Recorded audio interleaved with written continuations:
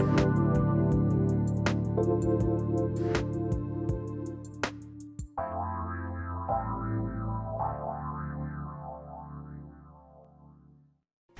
everybody, welcome. It's so great to have all of you tune us in, turn us on, and thank you for joining us here today. Nancy Landrum is joining me today. This is a topic, she is an expert in this field. And if there was one thing that we have to learn during this pandemic, during this crisis, is the power of listening and the power of listening with empathy. We are hearing across the board what's happening in families, what's happening in the workplace, what's happening between friends, what's happening between family.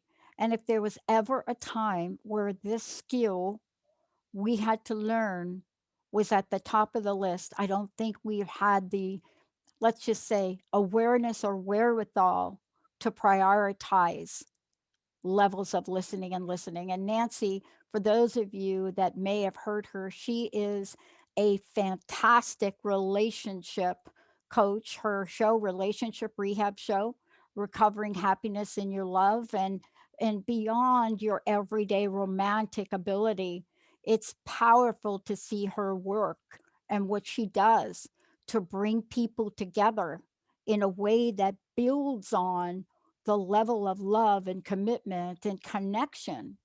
And she has been doing this for decades, and she is an expert in this field. But beyond that, Nancy is somebody that has lived through it.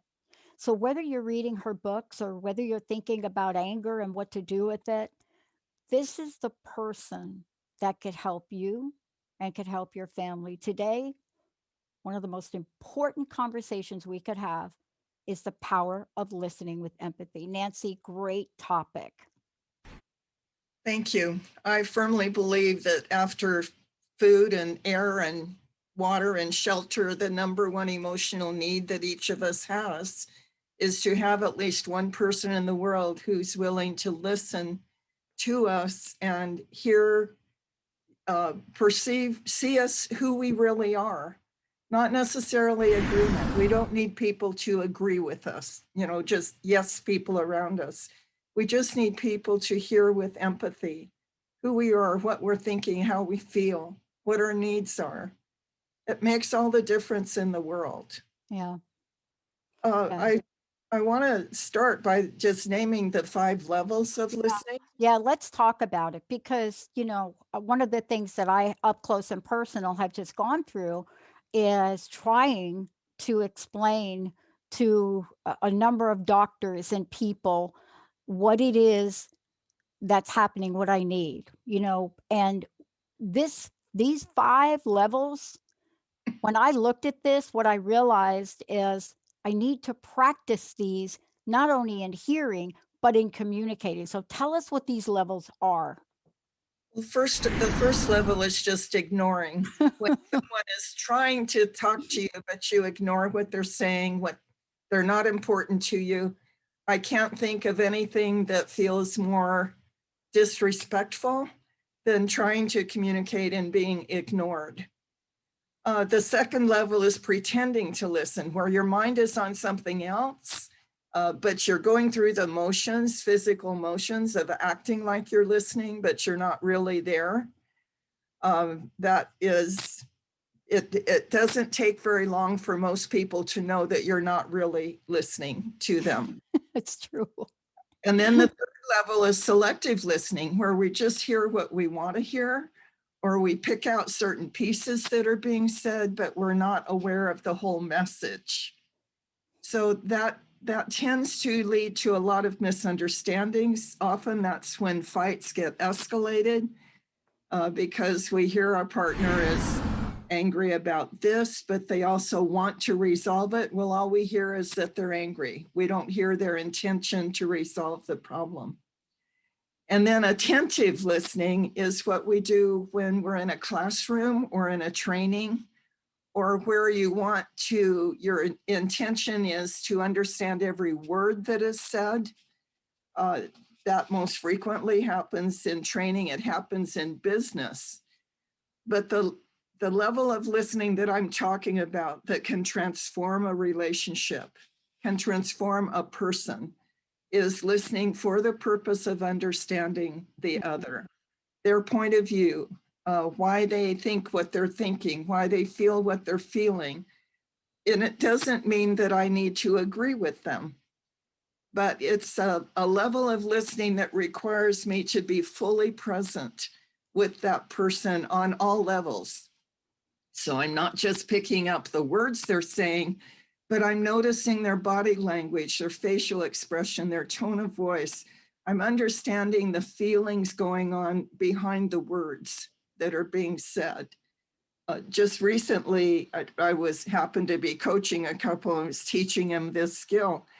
And the partner was repeating back the words that his wife was saying, but he was missing. I'm going to reverse that. The wife was listening to the words that he was saying, but she wasn't picking up on the nonverbal clues. And as soon as I said, well, the thing they were talking about, or that he was talking about, is how it affects him when they fight, how he feels when they're fighting. Yeah. And she was repeating the words, but she had missed the nonverbal clues. And I said to her, when you look at the nonverbal cues, what do you see on his face? Okay. What are you picking up in his tone of voice? And she looked at him for a minute and she wasn't quite getting it. And I said, what I'm hearing is that fighting is desperately painful to him. And he really wants to learn how to stop that pattern between the two of you. And she was immediately in tears. You know, as soon as she recognized that, her heart had softened toward him. And, you know, she saw the deep pain that he was in whenever they fought, and how desperately he wanted to change that pattern. You know, I've gone through these 5 levels, and I wonder what the relationship is to each of them. And let's go over them for a minute, because, you know, if you're in any one but number 5, you have the ability to move to 5, Yes, right? absolutely. Right? But this is really interesting about relationships, because let's say that I have no understanding of this, but you do, right? And you could pick up on, let's say, ignoring. Now, ignoring, let's talk about the range of this. Ignoring could be somebody's multitasking, you know, or they basically leave the room. I mean, Yes, how often does that happen? yes. Um, and this is my question to you, because most of the time, I think, just like in your example, we don't know the impact. And can you talk about what the impact is and how we get to the place of understanding that even if we listen, it's okay not to agree? Well, let's use a few more examples. Yeah, let's. What does it take to listen with this level of empathy? It takes an adult, not a child. Mm, The child in me wants the focus of attention to be on me.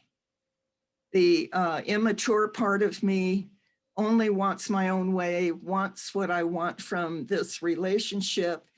And as long as I'm in that state inside of myself, I'm not capable of listening for the purpose of understanding.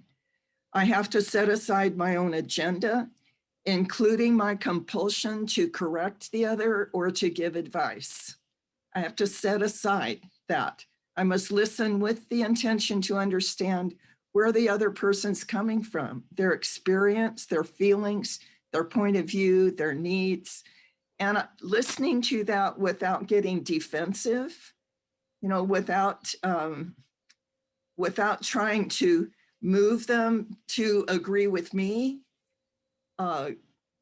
It also requires that I refuse to allow my codependent self to take on the burdens of the other.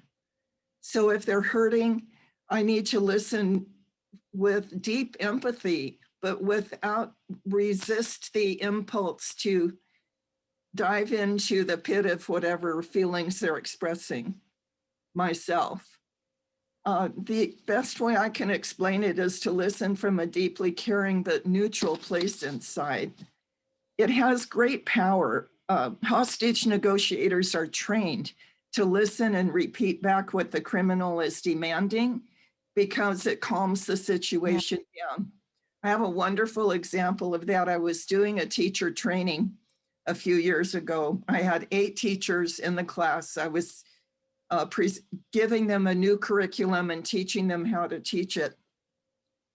And somewhere in the afternoon, one of the participants just went off on me, said I wasn't doing a good job, that I was acting very arrogantly toward them. You know, she went on for about, I don't know, 3 or 4 minutes. And it was interesting to me because this level of listening to help someone calm down had been such a pattern or a skill that had been reinforced in me over time. And I just went to this quiet place inside and began repeating back to her what she was saying. So you believe I'm acting arrogantly towards you? Yes. And she'd go on. And you think I haven't done a very good job of training you today?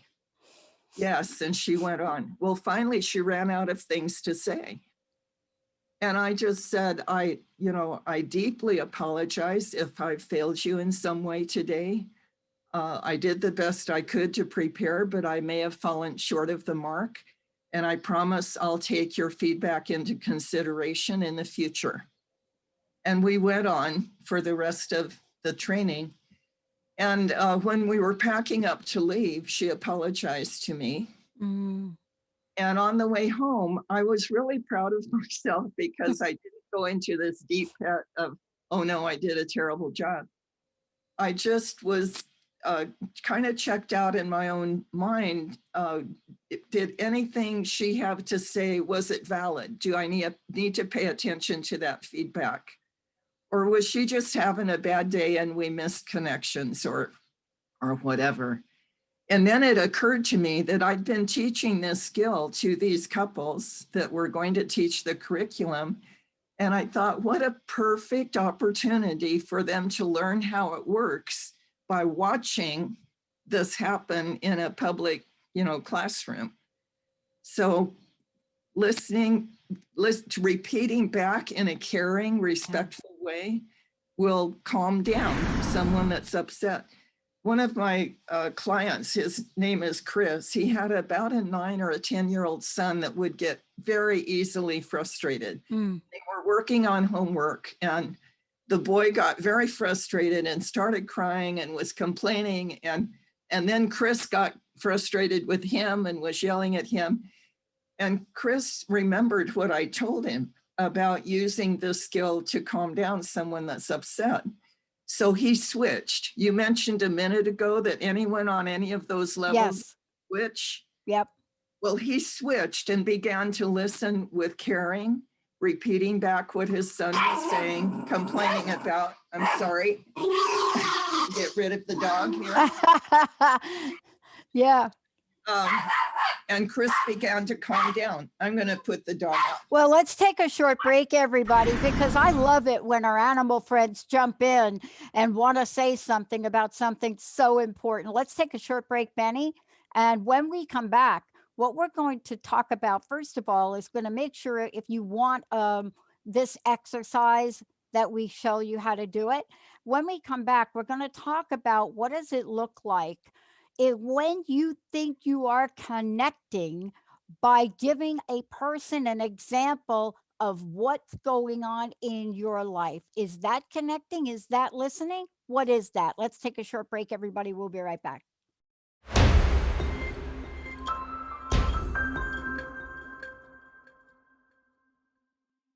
Hey, everybody, welcome back. And look if you want some help on this is the Power of Listening with Empathy with Nancy Landrum joining me here today.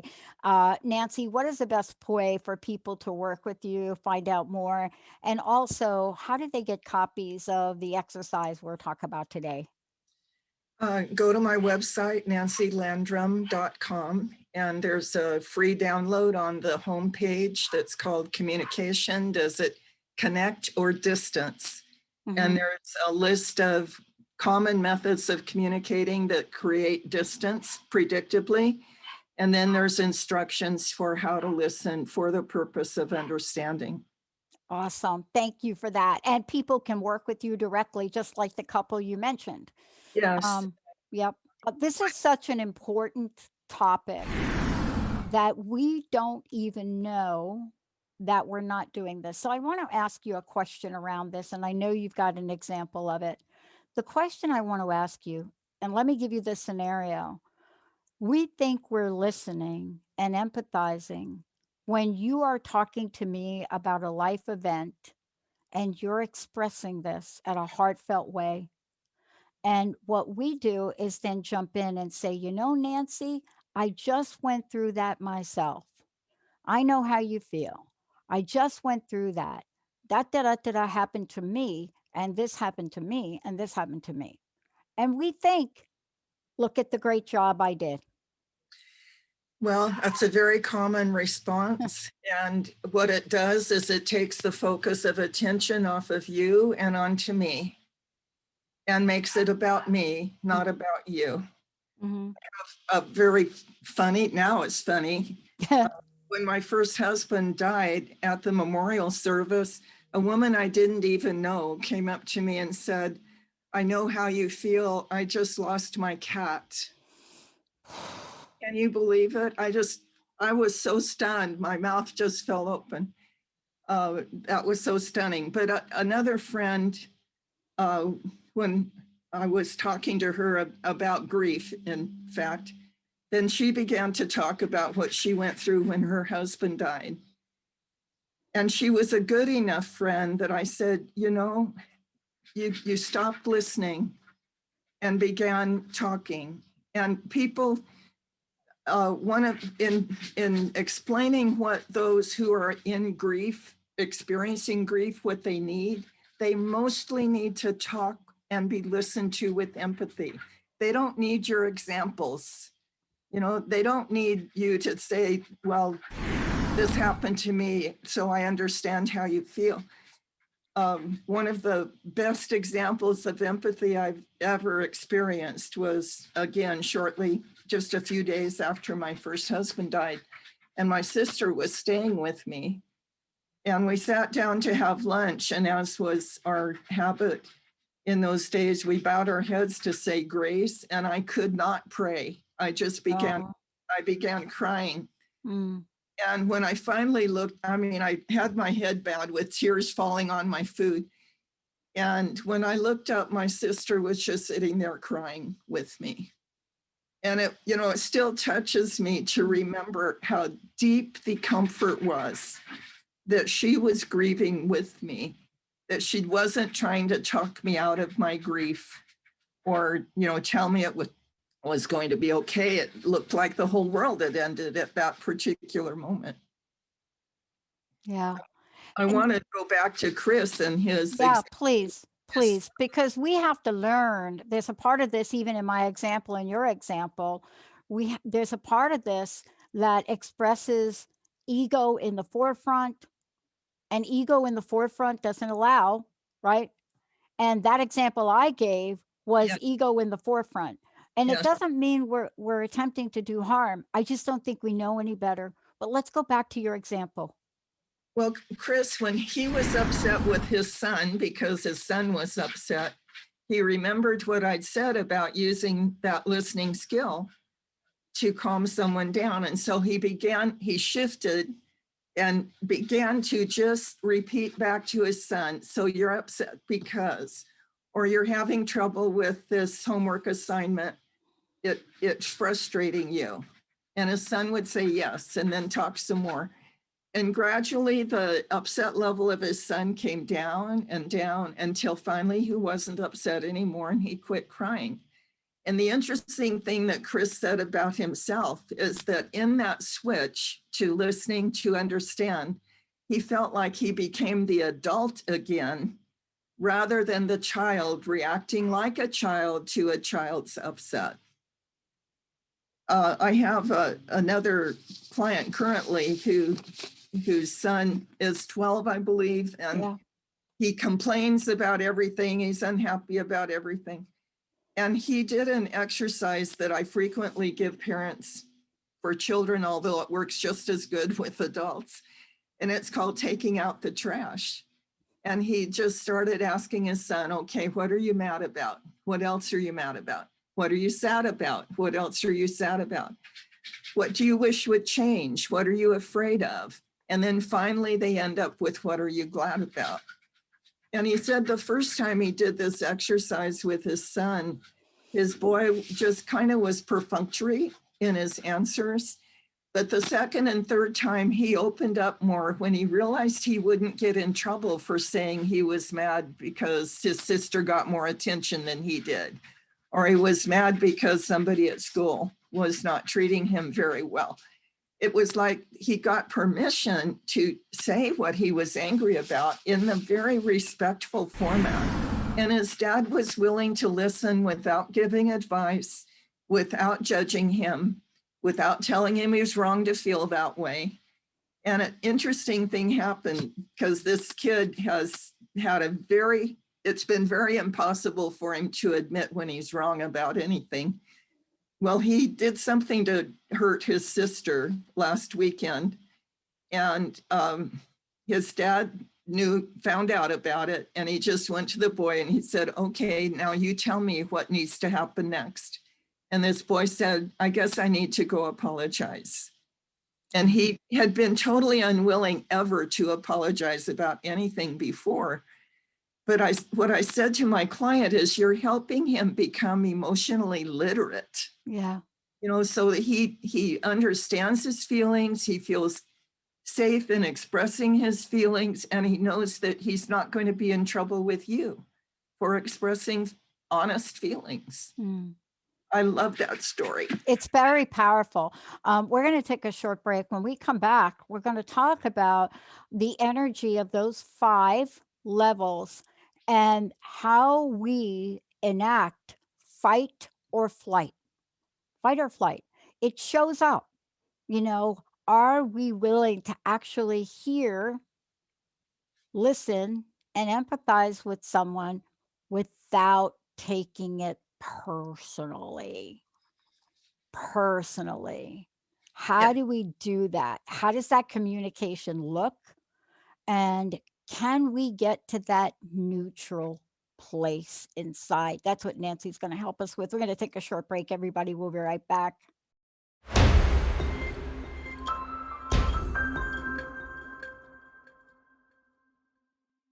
Hey, everybody, welcome back. This is about the power of listening with empathy, Nancy Landrum. For those of you out there, if you want some help on this, first of all, you could work with Nancy and go to her website, nancylandrum.com. But also, if you want to call into the show today or post a comment on Facebook, please go ahead. If you'd like some help in this area, if you find yourself in a situation where you don't know how to express yourself, or you're just frustrated about somebody not listening, or you're dealing with the same issues over and over and over again, you can give us a call right now live on the show and get some help. 1-800-930-2819, 1-800-930-2819. And Nancy, people can download the exercise, and we're going to talk about that, but there's an exercise that you have, and how did they download that? The communication download, the free download, is on the homepage of my website. It's called How Do You Communicate, or Does Your Communicate Distance or Connect? And communication that connects has to include empathic listening. There's 2 sides. We have to deliver the message in a way that is non-threatening, that's non-attacking, but the listener needs to listen with empathy. It takes those 2. I remember I was coaching a couple that had been married for more than 30 years, and they'd been having the same fight for all of that time because the woman didn't feel heard. She didn't feel important to her husband, like whatever she had to say or her opinions weren't valued. And when they learned the skill of listening for the purpose of understanding, and he was repeating back to her what she said, she began to cry. She said, "This is what I've wanted for over 30 years. You know, just the fact that you can repeat back to me in a caring way, a caring voice, what I just said reassures me that you're hearing me." And that's what I've longed for all these years. It was a major breakthrough for the two of them. Not too long ago, I was coaching a step couple, and the wife was having trouble with his relationship with his first family's children. And I described to them what a relationship triangle is, how one person feels caught between two or more people that they love and want to meet their needs. And I said to him, it must be very painful to feel torn between meeting the needs of your children from your first marriage and meeting the needs of your current wife and your younger children now. And it's like she had never put herself in his position to understand what a wrenching experience that was for him. What he really wanted was he wanted all of his children to be under one roof and a happy little family. Well, usually step families don't work that way. It requires some special strategies in order to make that happen, and they're beginning to learn them. But she had, by listening to me express empathy to him, she was able to, more than she had in the past, put herself in his shoes and understand the pressure he was feeling. Yeah. And you know, part of this, let's talk about a couple of these, the feelings that emerge.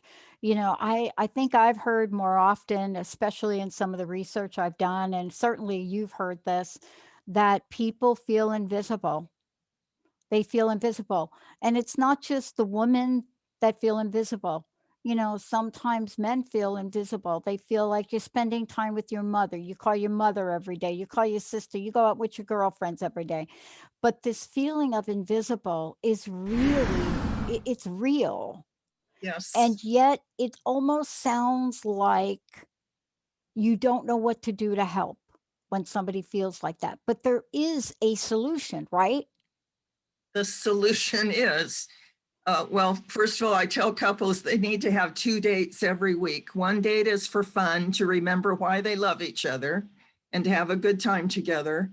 But the other date is to have a real conversation where they each have a chance to speak and both of them are practicing listening to understand.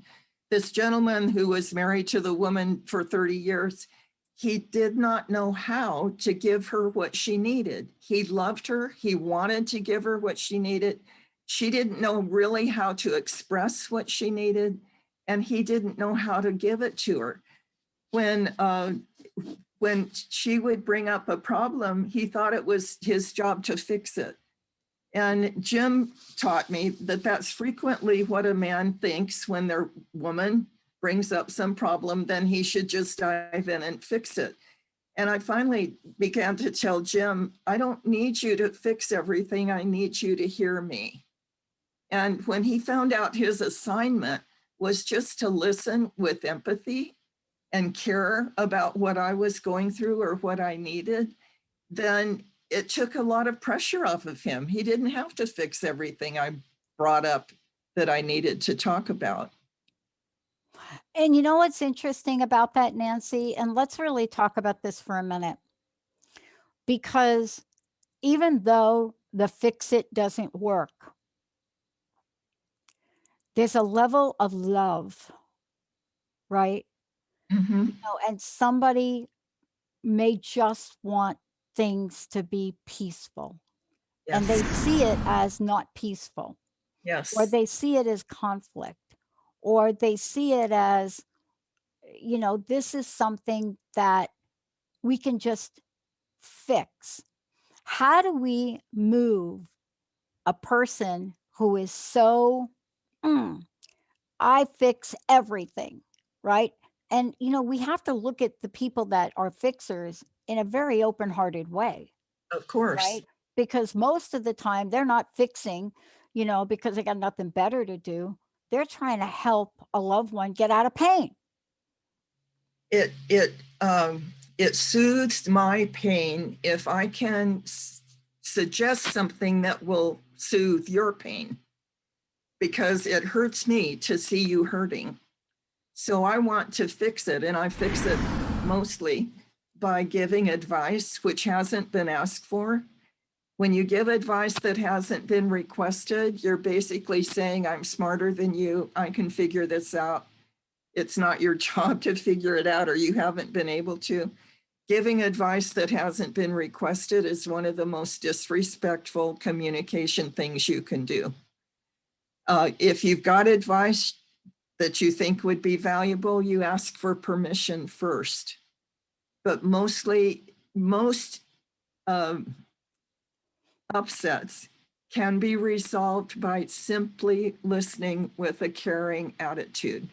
I care about what you're feeling. You're hurting. You're feeling frustrated. I'm sorry that that's going on for you. Is there anything I can do that would help? In fact, after my son died, about a year later, a couple of friends asked to come over. And when they came in, they said, just tell us about Steve. And I thought, you're the only person in my world that has given me a chance to just talk about Steve. What was he like as a child? What was it like being his mom? What are you going through now? And all they wanted to do was just let me talk, and they were willing to listen. It still is one of my favorite memories as far as someone who understood how valuable it was to just give a grieving person a chance to talk. We do not appreciate the value of that. Yes. And how can we express today what that feels like? When you said you are the first folks, right? I think sometimes, Nancy, we don't know what to do when we see tragedy in another's life. We don't know what to say.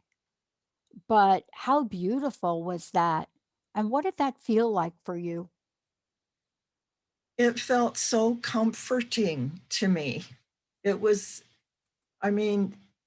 Steve was my son. I loved him. There were so many wonderful memories with him, and there was so much pain over losing him. And to have these good friends just be willing to sit there and listen and ask caring questions, not probing questions, just caring questions, meant so much. They weren't trying to fix it. They weren't trying to make my pain go away.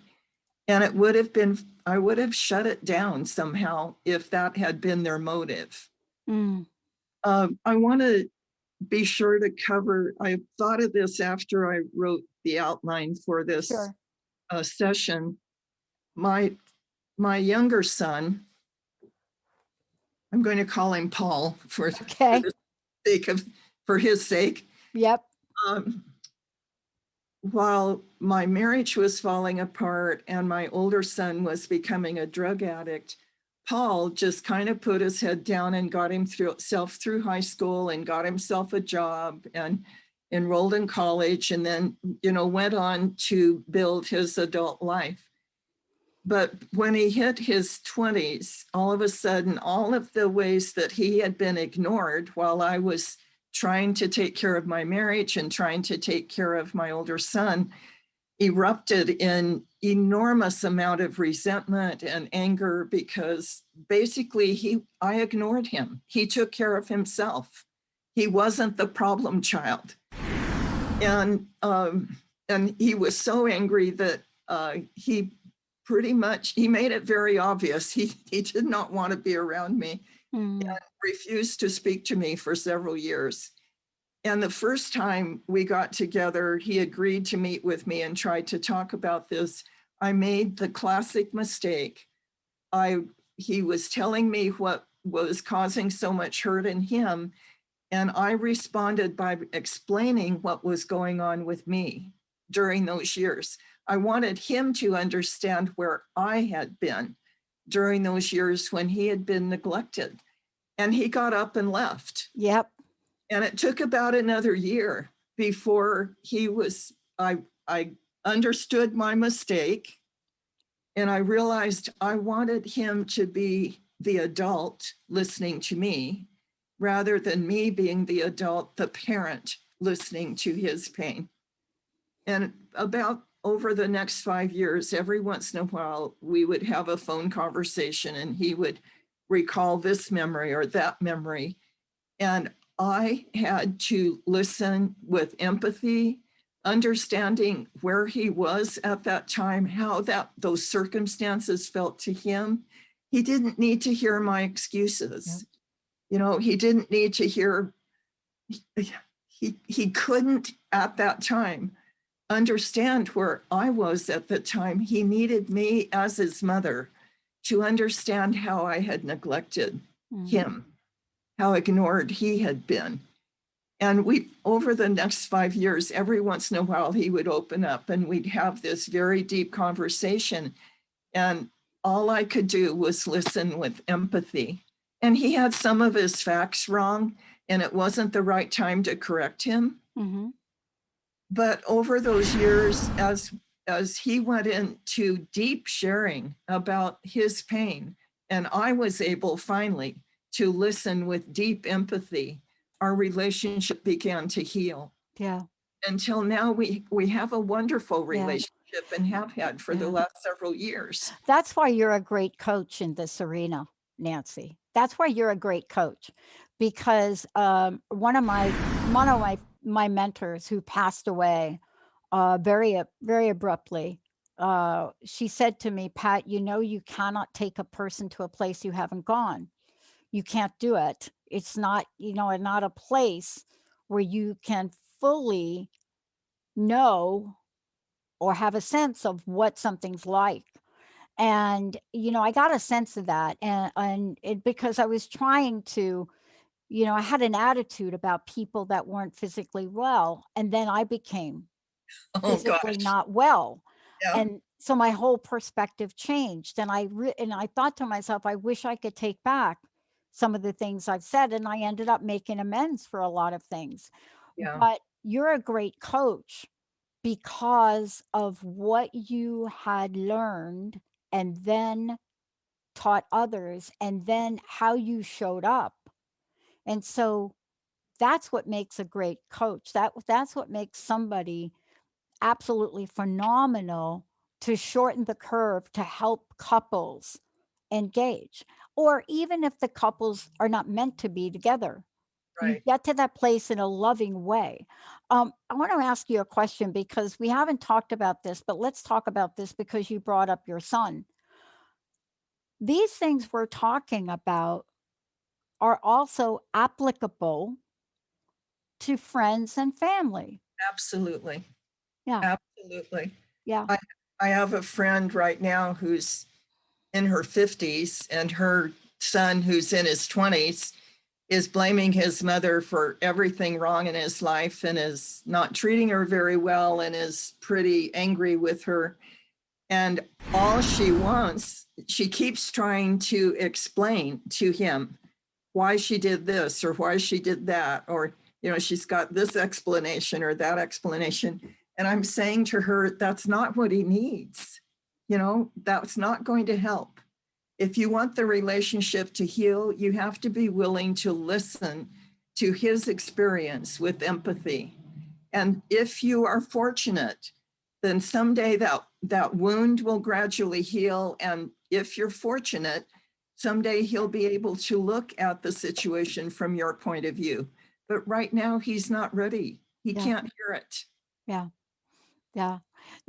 One of the things that we briefly talked about this in one of the previous shows, and I think you're going to continue to talk about this in upcoming shows, because what you're doing is relationship rehab, right? And Right. there are many forms and many aspects of this. But I will tell you this, since you did bring it up, one of the things that is so important and is not shared enough about 12-step programs is their absolute mentorship in communicating like that. Yeah. You don't go through a fourth and a fifth step and a sixth and seventh without learning some skills so you can sit down and make an amends. Right.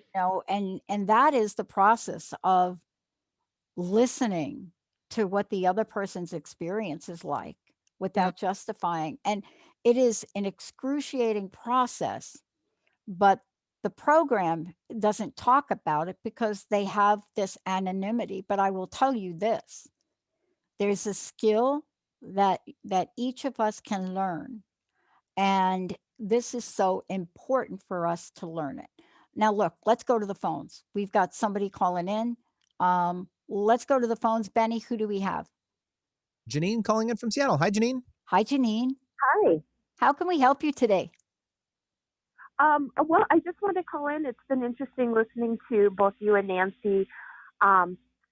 One thing that I really resonated with me and something that I've been thinking a lot about especially over this last year, is something you brought up where someone will be talking to me and I will interject with my experience on that same topic. It makes me think of something and then I start going and I'm trying to catch myself more and not doing that and being present with that person. It's been hard though, because, I'm a Mhm. single mom. I don't see anybody. I don't talk to anybody. So when I do, I'm like very social and I just am excited to talk. So I'm trying to reel myself in. Let's get you some help from Nancy on that. First of all, I admire you for recognizing that's what you're doing and that it doesn't serve the other person very well. And the intention to reel yourself in, it's I kind of those immature impulses to make it about me rather than about you. I use the example of a small child running out into the street. You reel that child back in because you don't want the child to be hurt. So when you're talking to a friend, you make it your highest priority to listen to them. And that requires you to be in your adult self, not your immature self, to do that. And if you're very fortunate, your friend will learn by example what it means to be listened to at that deep level of empathy. And perhaps at a later appointment, a later interaction, your friend may be able to give you that same level Yeah. of listening with empathy. Yeah. And I notice a lot of similar things along the lines of the communication where I feel people are just checked out and they're not even. And it's hard. It's, you think some of these things would be just common sense and they're not. Yeah. Yeah. And, I want to encourage you, Janine, to give Nancy a call and talk about it more deeply because, I agree with Nancy. I mean, I admire your courage for calling in, but I also hear what you were saying about being a single mom and what that might feel like for you and what happens when you're just hungry for connecting, Yeah. and so that to me is that sense of wanting to connect, and then at the same time being in a place of humility and humbleness to be able to listen and empathize. I i think when you learn that, or you could work with Nancy on that, I think what you'll find, at least I have found this because I had the same the same thing going on with me at a point in my life. What I found when I learned the skill is my heart opened. Now, how weird is that when you're feeling a little bit lonely or alone and you just want people to connect with, but then you learn the skill and something happens to your heart and there's a different level of fulfillment. Do you see what I mean? I do. I really do. I Want to hope you'll call And, Nancy. and I probably do need to call Nancy anyways because I have a 13-year-old too. And Oh. hearing about some of the examples with the other parents and communication and yeah, and just during COVID, it's been a lot harder, Oh man. being together 24/7. Yeah. Oh, seriously, believe me, this is really the point of why we're doing the show, because we want to get you some help. Nancy, what's your phone number? How do people get a hold of you? Oh, Pat, I'm sorry. I have a business phone number and I don't have it memorized, but it's Okay. on my website. The phone number is on my website. You Yeah. can either email me or phone me from that. Is it the 714 number? The 931. Yeah. Okay, so here's the number, 714-931-3910. Perfect. Got that? And you're absolutely right. I mean, I can't even imagine what it's like for you raising a child through these times. I mean, I hear it from my friends. I see, my, and I see it in godchildren and I see it, but the reality is nobody knows what your experience is like but you. And I hope you contact Nancy, because you are at a pivotal point with your child. And boy, I think you guys could benefit immensely, Janine. So thank you for calling in today. Yes, thank you both so much for your time. I appreciate it. Yeah, boy. Ooh, boy, did you hit on something that I'm looking at myself. Thank you, Janine. Wow. Nancy, there's so much here and you bring so much to the table. Thank you for today. What's your personal message? What do you want to leave us with? My favorite quote is by Mr. Rogers, and it says it all. Listening is the beginning of love. It's such a simple little pithy statement, but wow, it's got such depth to say that listening is the beginning of expressing love for you. It's deep. Yeah. I love that. Thank you. And people can go to your site, Nancy Landrum, LANDRUM.com. Yes. And there's ways to download things and information. And again, if you want to work with Nancy or somebody else that could benefit from Nancy, 714-931-3910. Nancy, thank you for a fabulous show today.